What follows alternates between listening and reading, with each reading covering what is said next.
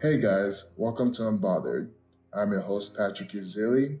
I'm currently a marriage and family therapist graduate student, and my hope in creating this podcast is to have a platform to share the things I learn as I go on this journey, and also to have some inspiring guests come on to share their stories in hopes that parts of their stories could also benefit you in your own journey. Please don't forget to like and subscribe so I can continue to provide you with some of this great content. Welcome to another episode of Unbothered. I'm your host, Patrick Izili. Today's guest is none other than Rawle Alkins. Rawle Alkins is a professional basketball player that attended the University of Arizona. He is known for his exceptional athletic gifts and is a true student of the game of basketball.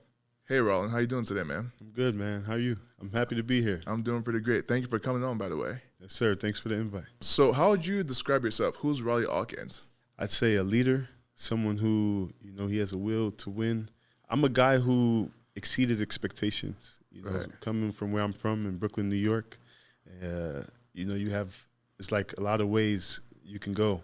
You can go from either being an athlete, you could go from being an athlete or being a thug, like, you know what I mean? Like that type of stuff. So I chose the basketball route and it got me to where I am today, and I'm grateful for that. Your name is King Rawle on Instagram. How did you come up with that name? Where does that come from? My middle name is Prince. So it's like Rawle Prince Alkins. And, the prince got to grow up sometimes. So I just put King. So it's like King Rawle. Preparing for this interview, I actually watched a lot of your interviews, and the first thing I noticed was just your sense of professionalism and just you seem like a very high character person. Who instilled a lot of those things in you, and where does that come from? I say my mom. My mom, she raised me by herself. My dad left my family when I was 7 years old, and from there it was basically her teaching me the ropes. I had the talk with my mom. I had all these type of stuff with my mom, and she taught me how to treat people and to be nice to everybody, be kind, give trust before you. Trust for her is it's given without knowing someone. She'll be nice to you and trust you without knowing you until you break her trust. For me, growing up in the beginning, I'm a person whose trust is earned. Trust is earned. It's Right. before, I won't meet someone and just give them it's all these secrets and everything. Right. I'm closed off and I'm a private person. So with her, being around her, she helps open me up a little. Let's dive a little bit deeper. Tell us about your upbringing in Brooklyn. What was that like for you? It's crazy. My grandma, she has 8 daughters, and they all have all boys. So I'm the only child, but I have a bunch of cousins. I have 8 cousins, 7 cousins, all from my aunts and stuff. We all lived in a 3-story bedroom. It was my aunts and cousins on one floor, and one floor is my mom and my grandma. Other floor, another aunts and cousins. So we all lived together, all close, and went to the same school. Just regular kid stuff. And then I would say, growing up in New York, I don't know if you're familiar. Have you ever been to New York? I have. Brooklyn, New York? Brooklyn, no, but I've been to Manhattan, but I've been to Brooklyn. So I'm always gonna rep Brooklyn, New York, even though I haven't been back recently like I want to, going back to my old school since I've been in Phoenix. Right. But New York City is one of a kind. People out there is I salute everybody out there. It's nice. Tell us a little bit about your love for the game of basketball, and why did you choose to attend the University of Arizona? I've been playing basketball since I was 5 years old. Okay. So since I was 5 years old and playing basketball, it was always fun for me. That's the reason why I played it. And now to make it a living it's amazing to me, amazing feeling. And my mom, she started playing basketball since she was young, and then she put it into me, taught me how to play. I used to go to those after school programs where you can play with your friends and stuff. Then it became a lifestyle. Started getting good pretty late. Coming up, I was really unknown, in the circuits and stuff, the AAU stuff. And then I had a trainer in Brooklyn, New York. He was always a fan of my game and had liked my game, but he knew I didn't have the kind of exposure that was needed to get to like the high level rankings and like stuff like that. Right. So there was a guy in in that camp that I went to that was his trainer, and he told him, he said, like, do you want to go? He asked me, he's like, do you want to go to his school or do you want to go against him? And then, like, you know, he was a top player at the time, and I told the guy, I said, honestly, I want to go against him. Like, I'll play against him. And then it's so funny, like, looking back on it, but we ended up going to different schools and playing against each other. And, you know, we're both doing successful now. He's in Jerusalem. He was in Israel, the league that I played in just now. And we was talking about it recently. It was crazy, but it's crazy how life turns out. If you don't mind sharing, I mean, obviously, you put like a lot of work into your craft and stuff like that. And what's your daily routine like with the game of basketball, or just in general? Yeah, you know, recently or like off season type of, because recently, you know, I'm coming back. I'm more like trying to enjoy time with my family, enjoy time with as I can until I got to go back. You know, I guess like during the season. During the season, I would say, you know, you wake up, have breakfast. I'm like a standard, like eggs, bacon, like stuff like eggs, potatoes, like just regular breakfast. And then you get a protein shake with that. Then I go work out, lift weights. After the lifting weights, we have, you know, a real practice with the team. After that, you know, I'm big on recovery. I had a couple minor injuries that set me back a little bit. And ever since that happened, I've been big on recoveries, like hot tub, cold tub. You know, what is it, Normatec? You know Normatec? I use it every day. Really? Yeah. Yeah, so I do Normatec. I do like anything possible that I can to prevent things from happening again. All right, we're going to have to like talk about that like a little bit after. Because, I mean, have you always, I talked about your athletic abilities. Have you always like had that, been able to like, I mean, jump out of the gym and whatnot? And I didn't lift weights until I got to college, till I got to U of A. Okay. So I was jumping like that naturally. I was, you know that superstition where they say if you lift weights in high school, like you stop your growth? Yeah. So ever since I heard that, I tried to stop and like, you know, lock in on just calisthenics. And I got to college, and then our Coach Rounds, he thought because my build was big that I've been lifting weights. And then when he found out, he told me to bench and I couldn't move it. He was like laughing and stuff. The whole team, yeah. So it was crazy. And then I started lifting in college, and I got big, started jumping higher and higher, started falling in love with it. So like in high school, you're a highly recruited and ranked player. How did you deal with all of like the pressure and stuff like that to like live up to those expectations? Yeah, I mean, it's tough when you like. I was #1 player in New York City in my grade. Wow. And being ranked #1, it's like you can't take no games off. Right. Everybody's trying to make a name off of you, and they look at our game as like a game to be seen, because, you know, if scouts would come watch me play or recruits and everything, they would look at it as a chance for them to take over the shine, you know? So you always got to bring your game. They have a saying in New York City, it's like, bring your game, not your name. So I never came into games expecting anything, expecting the refs to go my way or expecting players to be scared of me. I never expected that, because I know that I was in their situation once where I had to make a name for myself playing against these top players. And I looked at them as just like me, you know. We all regular people. We all like he's not higher than me. So I know that at the end of the day, when it's a game, then it's gonna be like we're even. You know what I'm saying? Right. They could say what they want. The media could say what they want. This guy's this guy's that. You got to show it once the game starts. You know what I mean? Right. Yeah. But I mean, like you said, like being like ranked #1, like in New York City. But yeah, something I've noticed about you is how humble, and I mean, you have so much like humility. I guess where does that come from, and like, how are you able to like remain so humble, being as successful as you are? Understanding that anything can be taken from you in like this, just Right. like that. Anything could be taken from you. And I think that I told you, me coming up, I wasn't like, it didn't happen to me overnight. Like I didn't wake up like this person. I had to grind and work for it. So when it finally came to me, and I see guys like my peers who had a different upbringing than me, that they was like, you know, they're like, you know, height is big when it comes to rankings and stuff Right. like that. You have a 7-footer who can shoot threes and dunk and do everything. He's automatically going to be exposed by scouts because they see the potential. Right. Right. You know, versus like a guy like me who at the time when I was younger, I was like, you know, 6'2", 6'3". I wasn't really that tall yet. And then I had my growth spurt and I got taller, but at that time the potential in the rankings, like the potential wasn't that high for me. I had to prove it every day. And then once you get that feeling, it's like you know what it takes, so you don't want it to go like to stop, you know.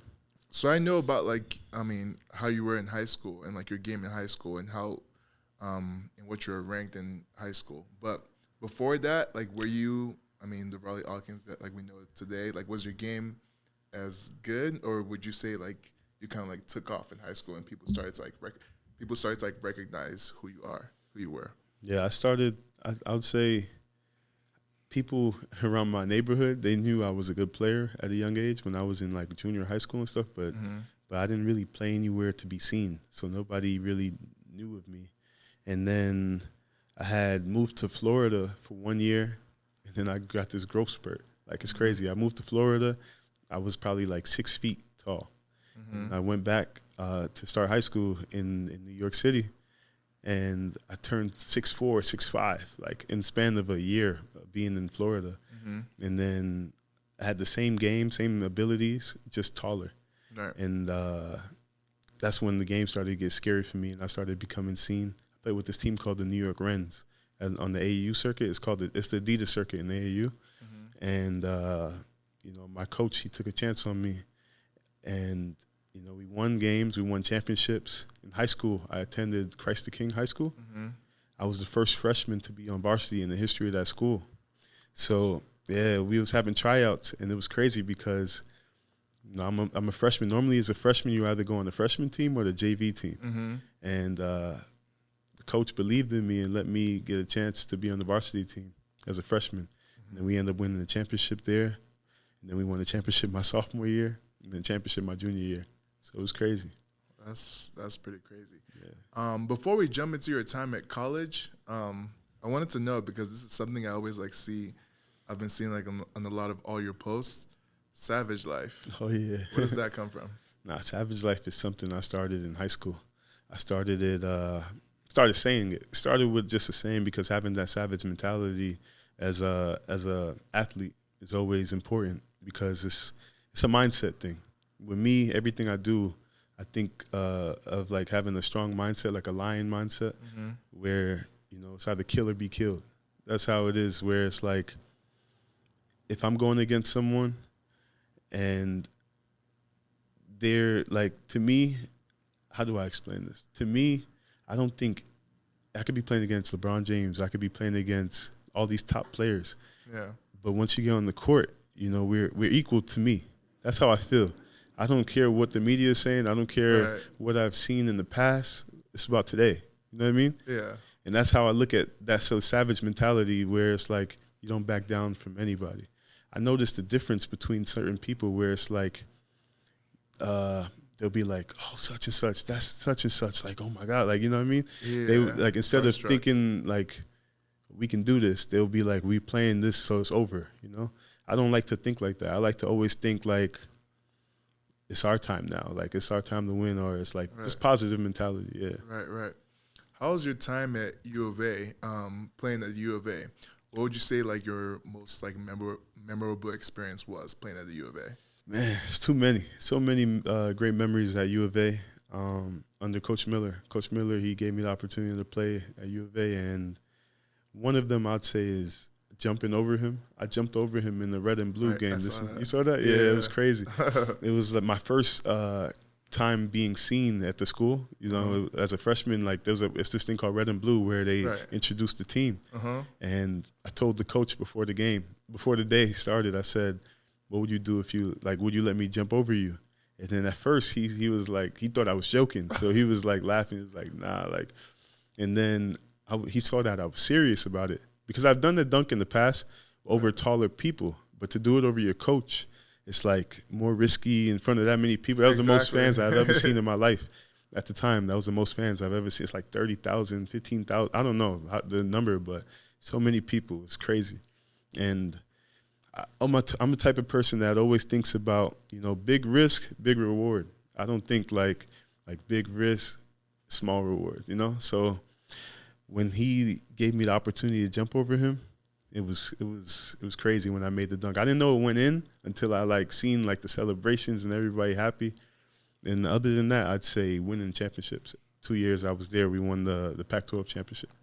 So when you do a dunk like that in front of that many people, does messing up ever like cross your mind? Like, what if I don't like make this dunk, or like what if I like slip or something realistic? Like, you know, I never had that mentality. I always, I try to think positive every time. Yes, sir. So obviously, I hear about all these great moments and all like the success you've had. Have you ever had any setbacks in your career? Yeah, I had a couple injuries as a sophomore. I had this thing called the Jones fracture. It's like where you break your pinky toe. It's crazy. Like I hurt my pinky toe in practice, and then I had surgery. It's crazy. Like I had surgery the next day. They were so fast with it. That they wanted me to heal as fast as possible. And for me, it was my first time being hurt. So when they started mentioning surgery and stuff like that, it didn't feel real to me. When I went to the training room, I hurt my foot in practice. I just felt like a little pop on my foot while moving. Yeah. And then I'm like limping to the training room thinking it's going to be like ice and it'll be good. Then the next day, once I told him what happened, he was like, well, at the same time when I told him what happened, he was like, yeah, man, it's like your foot is broken. You need to get surgery tomorrow. And then I was out for probably 6 to 8 weeks. And then I was on the scooter, riding the scooters to school, on like crutches, all that type of stuff. And it wasn't a great moment for me because I wanted to help the team. You know, as a basketball player, I'm a competitive person. So when we were losing games and going through war and stuff like it, I was like itching to get back on the court. So your freshman year, you had a great year at the University of Arizona. Then you actually entered the NBA draft.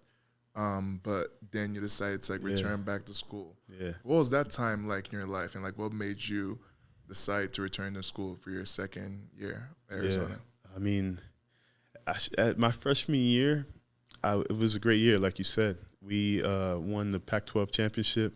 I was nominated for like all the rookie teams, like that type of stuff in the Pac-12. And if you see the list is crazy. You have Lonzo Ball, number 2 draft pick. Markelle Fultz, number 1 draft pick. TJ Leaf, number 14 draft pick. Then you have my teammate, Larry Markkinen. I think he was top 10 in that draft, and it was me. And I tested the waters. Like you said, I didn't have an agent. At the time, there was a new rule where you could enter the draft without signing an agent. And that process was difficult. It was, like, hard because you couldn't really get any information. Right. I couldn't get any information because it's not like the teams are going to tell me, like how they feel or anything like that. Yeah. So I didn't really – I had someone helping me schedule my workouts with teams and stuff. But as far as, like, getting real feedback, I don't think I really got the true feedback that I could have the full feedback that I could have got. I went to the NBA Combine. I did all the measurements, all that stuff. I did well in the workouts, and you know, it was kind of pressed for time because there was a certain date where you had to decide if you wanted to stay or go. And I would tell teams, it's crazy. Like some teams, I would talk to them after the workout. We would do interviews. Like the way they do it is like you play, you work out, and then after they meet with you and they talk with you about like just anything. It's the full staff of the team, and then it's like me, the player. And I didn't have any agent. So I was talking to certain teams, and I would be like, you know, I have this certain deadline where I have to decide if I want to go back to school or not. What do you think? Like, should I stay or should I go? You know? And, you have certain teams that it was so early in the process of the draft. I think the draft is in June, and then the combine is 2-3 months before that. So it's like some teams didn't know what they wanted to do. Some teams didn't know how soon they were. Like, it was still so early that, it was hard for them to give a guarantee on what I wanted, like what they wanted me to do. So I ended up trying to take the safe route and some more secure route, going back to school. Coach Miller, he was calling me a lot, giving me, a lot of praise and a lot of, good feedback and good helping me basically like with anything that I needed. He was saying how such and such teams talked about me to him. That's like probably the most feedback that I was getting, like from what he was telling me. He was saying how they said you played great. With him, he didn't give me like he didn't say you have to come back or you have to go. He gave me a way to where it's like anything that I decide, it's on me. Like he would be like, he's like, I'm happy with either decision that you make. And, I felt like I wanted to go back and try to win a championship, the tournament championship, the NCAA. We made it, I think, Elite Eight, and then we were right there. So I was like, I'll come back, have a bigger role on the team, have a way where I could be seen a little more, and then try to get into a better situation next season. That's why I came back. Going to a school like the University of Arizona and having the network and connections that you did of a lot of guys already like in the league, do you think you were able to get some advice from them, or do you think that helped like prepare you for what for like the whole like draft process and stuff like that? Do you think that helped? Did they give you like game in regards to that? I mean, I try not to.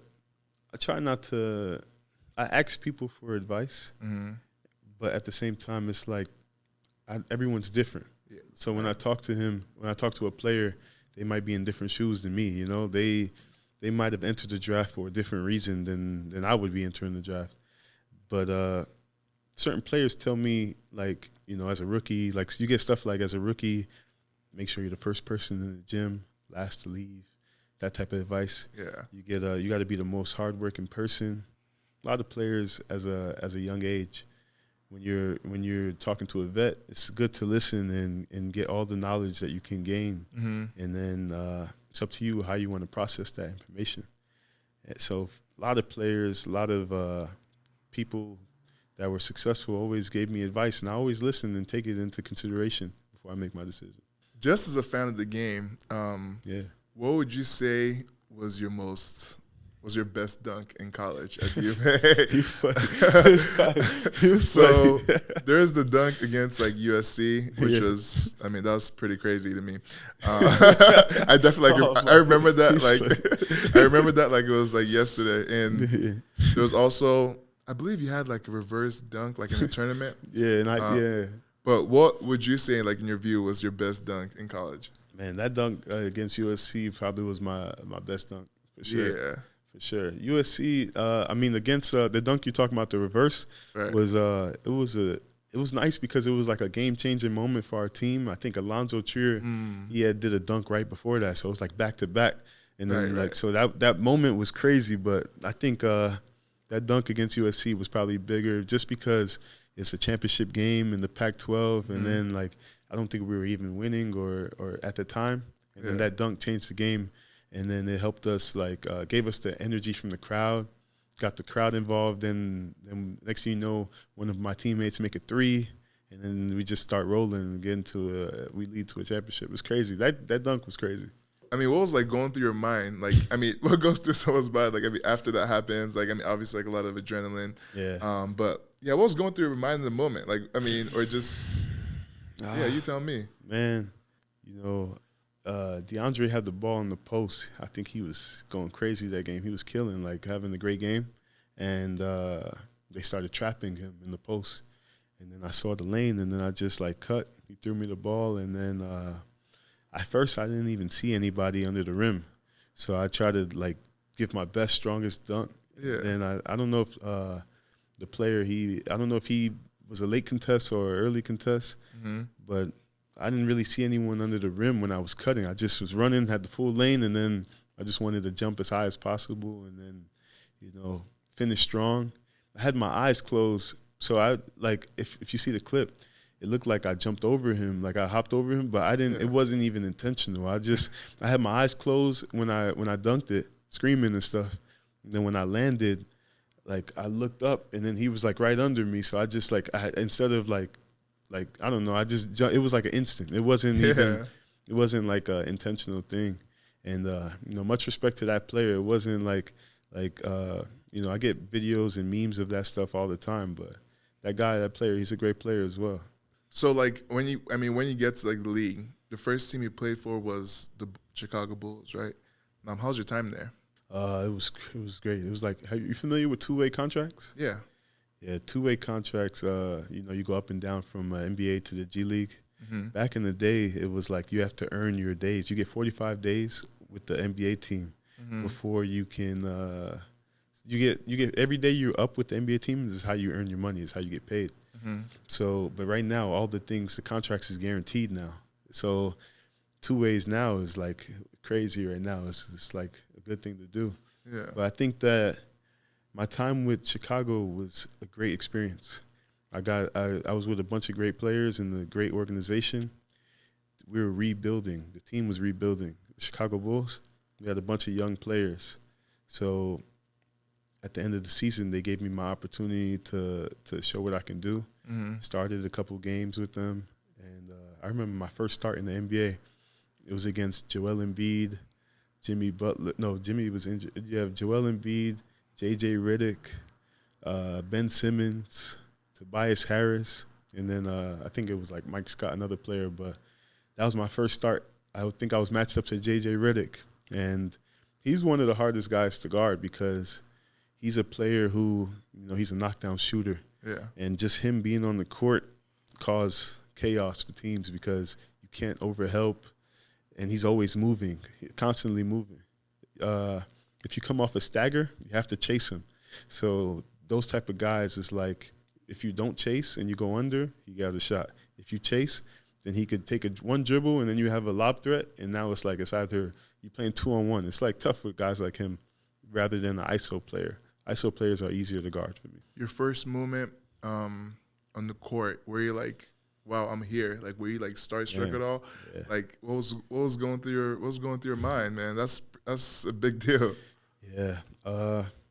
My first time getting called up to the team, I think it was OKC. We played the Thunder, and I was with the G League team at the time, and then they called my agent like late night. And they just said to him like, Rawle's getting called up. Like, we want him to go fly to OKC in the morning. Can he do it?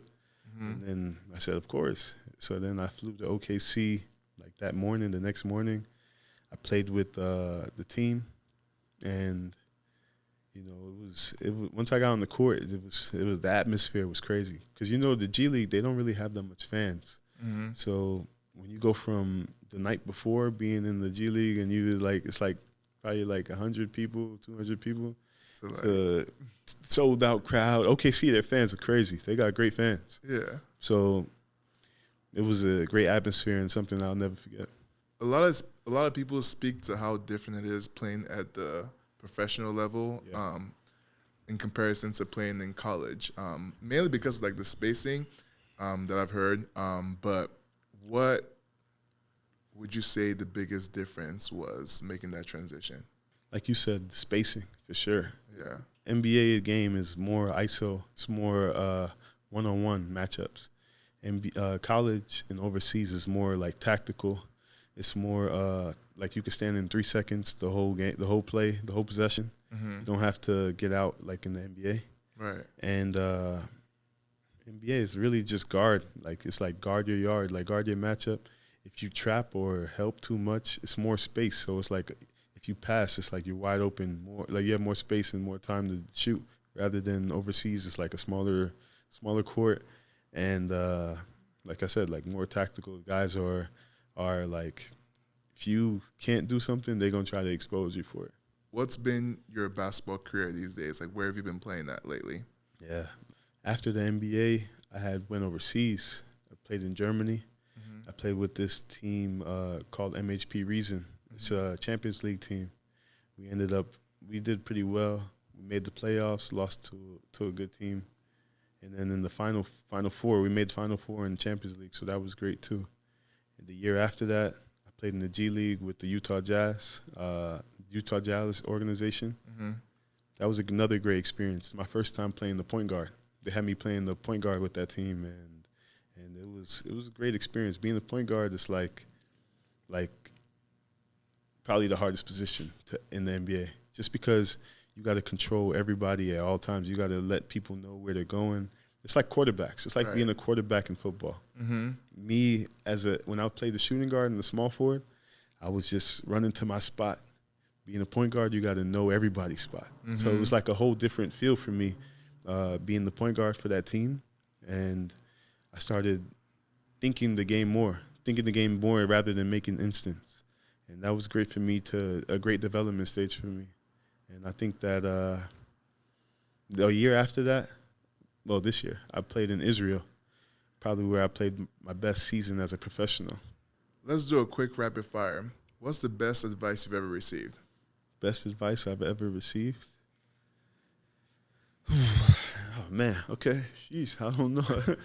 That's tough. With basketball, life, anything. No, it's tough. I mean, damn. That's a tough question. I think off the top of my head, I hear a lot of great, off the top of my head, I don't know. It's too many. If you were to give let's end on this. I got one. Not to cut you. I got a good one. I'd say it's good advice, and sorry. You good? Good advice, and it's my first tattoo. I have it tatted right here. And it says, when God pushes you to the edge of difficulty, trust him fully, because two things can happen. Either he will catch you when you fall, or he'll teach you how to fly. And I have that tatted on me right here. So it's like something that really stuck with me. That's pretty great advice. That's awesome. What's the worst advice you've ever received? Worst advice I'd say is,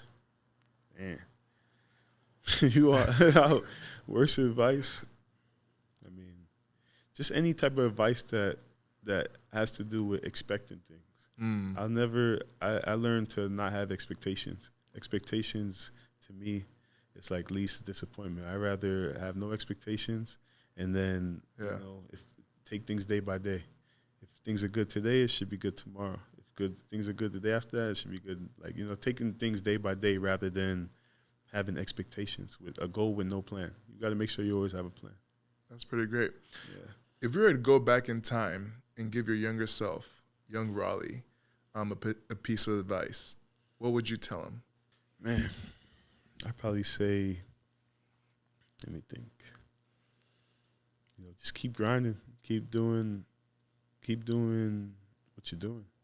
I don't think I would change anything, to be honest. I don't think I'd change anything that happened, especially while I was a young kid, because it made me the person I am today. But I probably just tell him keep playing, and always believe in yourself no matter what. For sure. Dope. Yeah. But yeah, Rawle, I appreciate you for coming on, man. Yeah. This was pretty great.